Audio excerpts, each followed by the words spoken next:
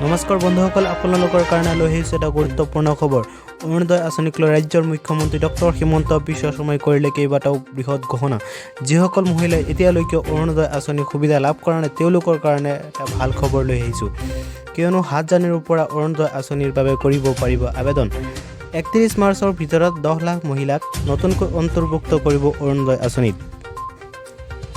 20 ফেব্ৰুৱাৰীৰ ভিতৰত বাছনি কৰা হ'ব নতুন হিতাধিকাৰীসকলক। অহা 10 এপ্ৰিলত নতুন হিতাধিকাৰীয়ে লাভ কৰিব অৰুণোদয় আঁচনিৰ ধন। অৰুণোদয় আঁচনিক লৈ ডক্টৰ হিমন্ত বিশ্ব শৰ্মাই কি মন্তব্য কৰিলে আপোনালোকে অলপ শুনি লওক। আজিৰ কেবিনেটত আমি লোৱা প্ৰথম সিদ্ধান্তটো হ'ল যে আমি অহা 31 মাৰ্চ তাৰিখৰ ভিতৰত অসমত 10,57,516 গৰাকী নতুন অৰুণোদয় হিতাধিকাৰী সংলগ্ন কৰিবলৈ আমি সিদ্ধান্ত লৈছোঁ। এই মুহূৰ্তত আমাৰ অসমত অৰুণোদয় বেনিফিচিয়াৰী 17 লাখ আছে আৰু এই 17 লাখ অৰুণোদয় বেনিফিচিয়াৰীৰ লগত 10,57,516 গৰাকী নতুনকৈ সংযোজিত হ'ব। তাৰ ফলত অৰুণোদয় বেনিফিচিয়াৰী সৰ্বমুঠ 27,77,000 পাবগৈ। ইয়াৰ আবেদনৰ প্ৰক্ৰিয়া অহা জানুৱাৰী মাহৰ 7 তাৰিখৰ পৰা আৰম্ভ হ'ব। 12 তাৰিখে প্ৰথম ডিষ্ট্ৰিক্ট লেভেল মনিটৰিং কমিটিৰ বৈঠক অনুষ্ঠিত হ'ব আৰু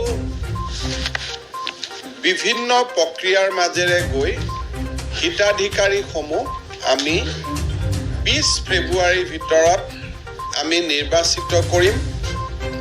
কাৰোবাৰ ওজৰ আপত্তি আদি শুনাৰ পিছত আমি বহাগ বিহুৰ আগতে 10 এপ্ৰিলৰ যিটো ইনষ্টলমেণ্ট দিওঁ, সেই ইনষ্টলমেণ্টত এই অতিৰিক্ত 10,57,000 বেনিফিচিয়াৰীয়ে অৰুণোদয় আঁচনি পাব পাৰিব।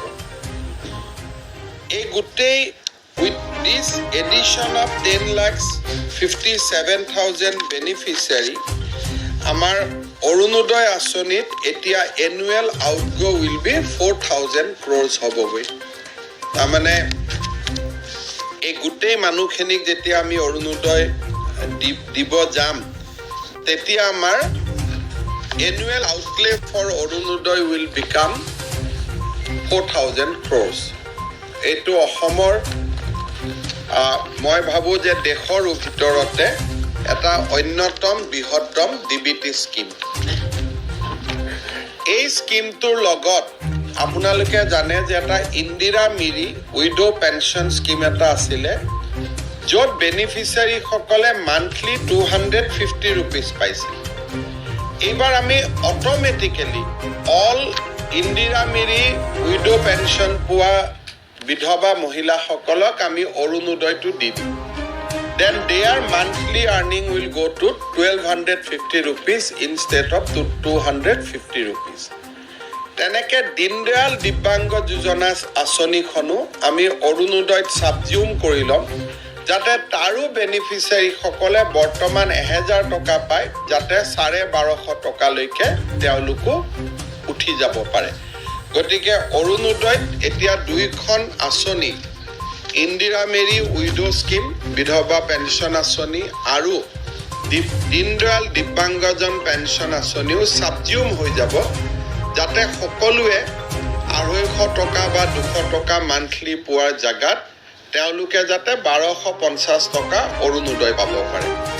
গতিকে আমি ভাবোঁ যে আমাৰ বাজেটে হওক বা ইলেকশ্যন মেনিফেষ্টোতে হওক আমি যি ঘোষণা কৰিছিলোঁ যে আমি মেক্সিমাম মহিলাক অৰুণোদয় আঁচনিলৈ আনিম, ইয়াত এটা আজি আমাৰ বহুত ডাঙৰ এটা ইলেকশ্যন কমিটমেণ্ট আমি পূৰা কৰাৰ দিশত আমি খোজকাঢ়িলোঁ। আমাৰ এইটো এটা লক্ষ্য হ'ব যে এই 10 লাখ বেনিফিচিয়াৰী গোট খোৱাৰ পিছত অহা বছৰ আমি আৰু 8 লাখ বেনিফিচিয়াৰী আনিম, যাতে ultimately Orunodoi will cater 35 lakhs household. কিন্তু এট প্ৰেজেণ্ট দিছ ইয়াৰ আমি 27,77,000লৈকে আমি যামগৈ